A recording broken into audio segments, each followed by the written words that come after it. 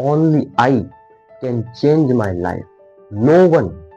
can do it for me. Hello भाई लोगों, कैसे हो आप लोग? आशा करते हैं आप सभी लोग भाई लोग बड़े होंगे और मजे में होंगे। आज मैं लेकर आया हूँ 12th क्लास का मैथमेटिक्स का 7.2 का जो क्वेश्चन है, इम्पोर्टेंट क्वेश्चन है ये जो क्वेश्चन है, क्योंकि 7.2 के अलग कंसेप्ट वाले हार्ड क्वेश्चन इसी क्वेश्चन से शुरू होते हैं। ये क्वेश्चन हम चुटकियों में समझेंगे, एकदम बढ़िया तरीके से समझेंगे। तो आइए देखते हैं इस क्वेश्चन में ऐसा क्या है। ये क्वेश्चन नॉर्मली हम इस प्रकार की क्वेश्चन में हम देखते हैं कि हम किसी फंक्शन को हम टी मानते हैं और फिर उसका डिफरेंशिएशन करके हम x की टर्म को t की टर्म में बदलते हैं और फिर उसका आगे डिफरेंशिएशन करके वापस से t को रिमूव करके x लाते हैं। इस प्रकार से हमारा अभी तक का जो कार्यक्रम हम करते थे, जो विधि अपनाते वो थे। लेकिन यहाँ पे हम डायरेक्टली t नहीं मान सकते। क्यों? क्योंकि अगर मैं मान लो वन प्लस कॉट एक्स को t मान लूं, तो जब मैं इसका डिफरेंशिएशन करूंगा dt बाई dx करूंगा तो इक्वल टू में क्या आ जाएगा, 1 का डिफरेंशिएशन 0 प्लस कॉट का डिफरेंशिएशन होता है कोसेक स्क्वायर एक्स। ठीक है, dx वहां जाएगा तो हमें कुल मिला के x की टर्म हटानी है, t की टर्म लानी है। तो dt, अब जब t की टर्म आएगी तो dt इक्वल टू क्या आएगी हमारे पास, कोसेक स्क्वायर एक्स डॉट में dx। अब यहाँ पे हमारे पास बात ये है कि dx तो है लेकिन कोसेक स्क्वायर एक्स नहीं है, तो यहाँ पे हम t नहीं मान सकते। अब एक को तो t मानने से रहे, ठीक है। तो इस प्रकार से हमें इसमें जो है फंक्शन दिया कहीं गया, फंक्शन हमें बनाना पड़ेगा। मान लो अब मैं ज्यादा से ज्यादा इसमें क्या चेंज कर सकता हूँ, कॉट एक्स की वैल्यू रख सकता हूँ और कॉट एक्स की 10th क्लास से सिंपल सी वैल्यू है कॉस एक्स अपॉन में साइन एक्स। तो देखिए एकदम बढ़िया बेसिक से समझाऊंगा। आइए मान लेता हूं मैं यहाँ पे i equal to integration 1 upon में 1 प्लस कॉट एक्स की जगह में क्या मानूंगा, कॉस एक्स अपॉन में साइन एक्स। ठीक है, कॉस एक्स अपॉन में साइन एक्स मैंने मान लिया। ठीक है, डॉट dx। अब इसका जब एलसीएम लेंगे तो i इक्वल टू क्या आ जाएगा, साइन एक्स अब sign x plus cos x, ऊपर क्या आ जाएगा 1 और नीचे क्या आ जाएगा साइन एक्स। ठीक है, sign x plus cos x ये आ जाएगा, साइन एक्स ऊपर चला जाएगा तो i equal to integration dx। i equal to integration of sine x ऊपर चला जाएगा, यहाँ पे आ जाएगा साइन एक्स अपॉन में sine x plus cos x. तो फाइनली मेरे पास जो है ये मिलता है। अब इसको भी मैं डायरेक्टली सॉल्व नहीं कर सकता, यही बात है इस सवाल की, क्योंकि हार्ड इसीलिए। अब इसको मैं डायरेक्टली सॉल्व क्यों नहीं कर सकता, क्योंकि आप देखो कि मैं अगर साइन एक्स को टी मानूं तो उसका डिफरेंशिएशन मेरे पास क्वेश्चन में कुल मिला के बात यह है कि हमारे पास अगर किसी को मैं टी मानता हूं तो उसका डिफरेंशिएशन भी मौजूद होना चाहिए, क्योंकि हम डिफरेंशिएशन से एक्स हटा पाएंगे। dx को उस साइड भेज के फिर dx के मल्टीप्लाई में उसका डिफरेंशिएशन होगा, तो उस dx इंटू उसका डिफरेंशिएशन की जगह हम dt रख पाएंगे। तो कुल मिला के बात यह है कि हमारे पास उसका डिफरेंशिएशन होना चाहिए। तो साइन एक्स का डिफरेंशिएशन होता है cos x, cos x है लेकिन उसके प्लस में भी है, यानी ये खाली cos x नहीं है, ये पूरा एक फंक्शन है। तो सीधी सी बात यहाँ पे हमें ये समझ आती है कि अगर हम t मान सकते हैं तो खाली इस फंक्शन को t मान सकते हैं। तो मान लो यही हमें देखना है, t मान लो इस फंक्शन को मैंने मान लिया t equal to sine x plus cos x. ठीक है, ये मान लिया। मैं जल्दी जल्दी इसलिए बोल रहा हूँ ताकि वीडियो ज्यादा लंबी ना जाए, ठीक है, आपको फटाफट से समझ में आ जाए। t इक्वल टू मैंने ये मान लिया और आपको बिना डर से ये मान लेना है, बिना डर के आपको आगे सॉल्व करने की जरूरत नहीं, कोई फॉर्मूला नहीं लगेगा यहाँ पे। इसका डिफरेंशिएशन करेंगे dt बाई dx, dx में वहां भेज दूंगा, तो इक्वल टू साइन एक्स का डिफरेंशिएशन क्या होता है, कॉस एक्स, क्योंकि मैंने लिख दिया यहाँ पे, और कॉस एक्स का डिफरेंशिएशन माइनस का साइन एक्स, तो माइनस का साइन एक्स, और यहाँ जो बट्टे में dx था वो वहां चला जाएगा। अब सीधा सा मेरे को पता चल रहा है कि मैं dt की वैल्यू dt को पुट कर सकता हूँ x के रिमूव करने के लिए, लेकिन dx तो है हमारे पास, साइन एक्स भी है लेकिन cos x नहीं है, और माइनस का साइन को माइनस करना तो कोई बड़ी बात नहीं है, माइनस का 1 बटे माइनस का 1 से गुणा कराऊंगा तो साइन को माइनस का करने में कोई दिक्कत नहीं है। लेकिन बात यह है कि यहाँ पे cos x नहीं, तो पहली जरूरत जो मैथमेटिशियन थे जो इस सवाल को पहली बार सॉल्व कर रहे थे जब बनाया गया था, तो उन्होंने पहली यहाँ पे एक मिस जो ट्रिग्नोमेट्रिक फंक्शन है वो मिस पाया cos x को। उन्होंने देखा कि हमारे पास cos x की कमी है, अगर यहाँ पे cos x आ जाए प्लस में cos प्लस का cos x आ जाए तो बात बन सकती है, ये हमें साफ साफ दिखाई पड़ रहा है। तो एक नॉर्मल सा मेरे को पता है कि मैं साइन एक्स में क्या जीरो ऐड कर सकता हूँ, और जीरो को मैं ये लिख सकता हूँ plus cos x minus cos x. तो कॉस एक्स प्लस का कॉस एक्स माइनस का कॉस एक्स जीरो हो जाएगा, तो कोई फर्क पड़ेगा नहीं, तो ये मैं कर सकता हूँ, डॉट में डीएक्स है। साइन एक्स में प्लस का cos x minus cos x जोड़ सकता हूँ, जो कि मैं कर सकता हूँ। तो फिर हमें पाया गया कि हमारे पास cos x तो आ गया, कुल मिला के cos x तो आ गया, तो इसको आगे जब सॉल्व किया हमने तो एक और कमी पाई गई, वो क्या, वो हमें सॉल्व करने पर ही पता चलेगा क्या पाई गई। अब मैं क्या करूंगा, इसको साइन को माइनस का बनाना है मेरे को, तो इस में से माइनस में कॉमन लूंगा, ठीक है। नहीं, साइन को माइनस का बनाना है तो इसमें से नहीं, माइनस का, ये माइनस का cos x और प्लस का cos x, इसमें से माइनस का cos x लूंगा, क्योंकि मेरे को क्या चाहिए, cos x minus sin x चाहिए। इसमें से माइनस का जब मैं माइनस कॉमन ले लूंगा तो मेरे पास बचेगा sin x, sorry, cos x minus sin x, जो कि हमें चाहिए था वो मेरे पास आ गया। और प्लस में cos x तो है ही, अपॉन में क्या है, sin x plus cos x। इसको आगे सॉल्व जब हम करेंगे तो i इक्वल टू मेरे पास क्या आएगा, इंटीग्रेशन ऑफ, इसको अलग अलग बट्टे में भेज दो, इस फंक्शन को इसके बट्टे में और इसके बट्टे में अलग अलग भेज दो। तो पहले आगे इसको ले लेता हूं, तो cos x अपॉन में क्या आ जाएगा, sin x plus cos x,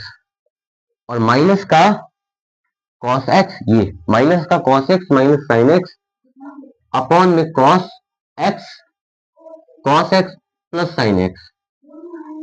और इसके भी dx है डॉट में, उसके भी dx है डॉट में। अब बात ये देखी साइंटिस्टों ने, क्या साइंटिस्ट, क्या मैथमेटिक्स ने, उन्होंने ये देखा कि इस, अब हमें जब सॉल्व किया तो हमें इसको तो हम सॉल्व कर पाएंगे आसानी से, क्योंकि इसके साथ में dx है और इसका डिफरेंशिएशन भी है, तो इसको तो सॉल्व हो जाएगा, ठीक है। इसको t मानेंगे तो कुल मिला के इसका तो इंटीग्रेशन हमारे पास संभव है। लेकिन क्या इसका इंटीग्रेशन हमारे पास संभव है, क्योंकि cos x है और नीचे sin x plus cos x है, बात कहाँ गई वो, इस तरह की बात हमारे पास बन जाती है वापस से। तो यहाँ पे हमें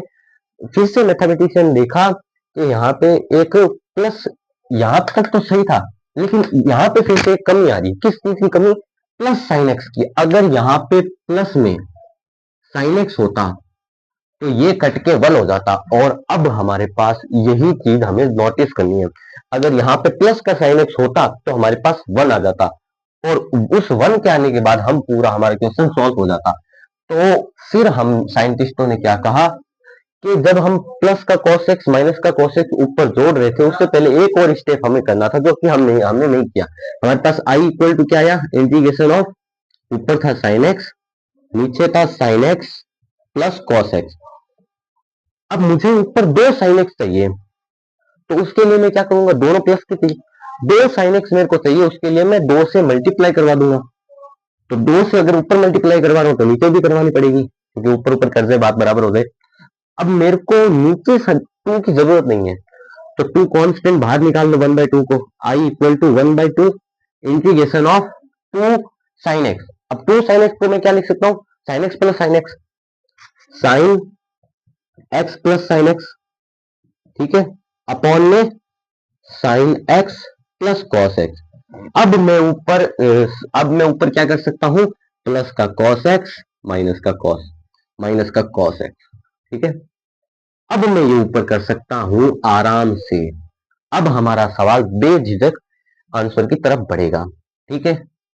ये हमने जब माना तो हमें क्या चाहिए था, हमने नोटिस किया था कि ऊपर sin x plus cos x, नीचे sin x plus cos x, minus ऊपर